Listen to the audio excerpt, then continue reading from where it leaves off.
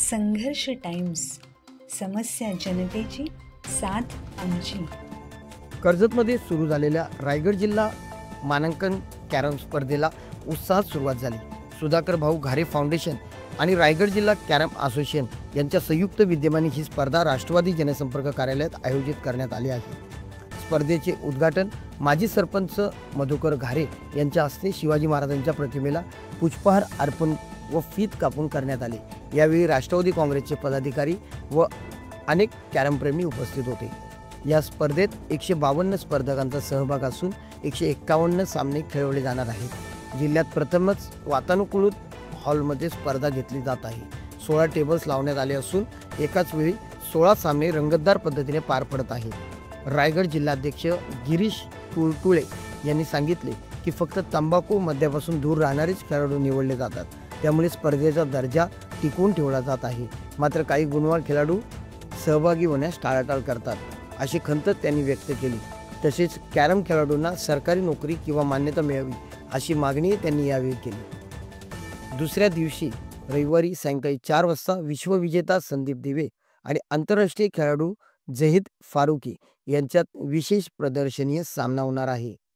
रविवारीच सायंकाळी बक्षीस समारंभ होणार असून तो सुधाकर घारे यांच्या हस्ते पार पडेल। स्पर्धेच्या आयोजनामुळे स्थानिक खेळाडूंना हक्काचं व्यासपीठ मिळत असून कॅरम खेळाला नवा जोश मिळत आहे। यावेळी राष्ट्रवादीचे पदाधिकारी प्रकाश पालकर, उमेश गायकवाड, अनिल मोरे, महेंद्र चंदन, सोमनाथ ठोंबरे, मिलिंद चिखलकर, प्रशांत चंदन, सुचिता लोहकरे, उमेश मोरे, तसेच अजित मोरे, दीपक लाड, अशोक दिघे, शरद हजारे, मंगेश आगवणे, मुकुंद मोगळे यांचाही उल्लेखनीय सहभाग होता। खास आयोजकांच्या मेहनतीने आणि खेळाडूंच्या सहभागामुळे कॅरम स्पर्धेला मिळत आहे नवी भरारी।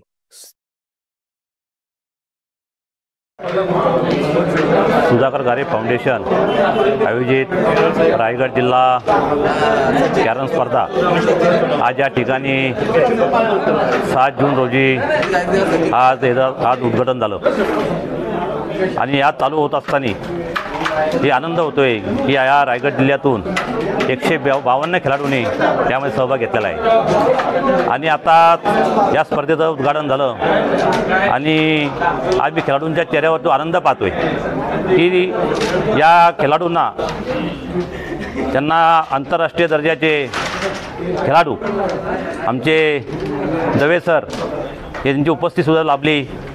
रायगड जिल्ह्याचे कॅरमचे अध्यक्ष आमचे तुलबुळे सर सुद्धा उपस्थित राहिले, त्यांचे सर्व सहकारी उपस्थित राहिले। कर्जतचे आमचे सर्वच कॅरम स्पर्धेचे सर्व कमिटी मेंबरसुद्धा यांच्या वतीने ही स्पर्धा आयोजित केली गेली आणि एक खेळाडूंना कुठेतरी संधी प्राप्त व्हावी, त्यांना प्रोत्साहन मिळावं आणि पुढे भविष्यात त्यांना चांगल्या प्रकारे कॅरम ही स्पर्धा चांगले खेळाडू तयार व्हावेत म्हणून ही स्पर्धेचं आपण आयोजन केलेलं आहे आणि भविष्यामध्ये अनेक आदरणीय सर्व सन्मान्य लोकांनी मनोगत व्यक्त केलं की त्यातून कॅरम स्पर्धेला चांगलं प्रोत्साहन मिळण्यासाठी आपण सर्वांनीच प्रयत्न केले पाहिजेत आणि तालुक्यात नव्हे तर पूर्ण जिल्ह्यात चांगले खेळाडू तयार झाले पाहिजेत। यासाठी आपण सर्वजण प्रयत्न करूया आणि मगाशी मी माझ्या मनोगत बोलण्यात विसरून गेलो की या खेळाडूंना या स्पर्धेला या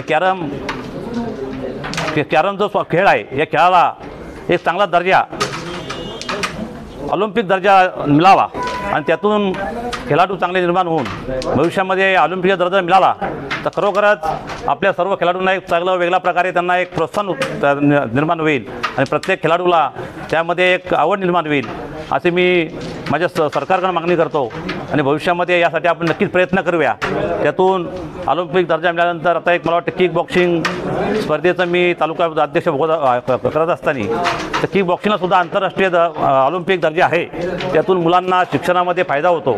तसेच आपले आता पाहतोय आपण का आता लहान 16-17 वर्षाची मुलंसुद्धा खेळाडूसुद्धा इथं आहेत, त्यातून त्यांना चांगल्या प्रकारे ऑलिम्पिक दर्जा मिळाला तर नक्कीच शाळेमध्ये कॉलेजमध्ये त्यांना फायदा होईल।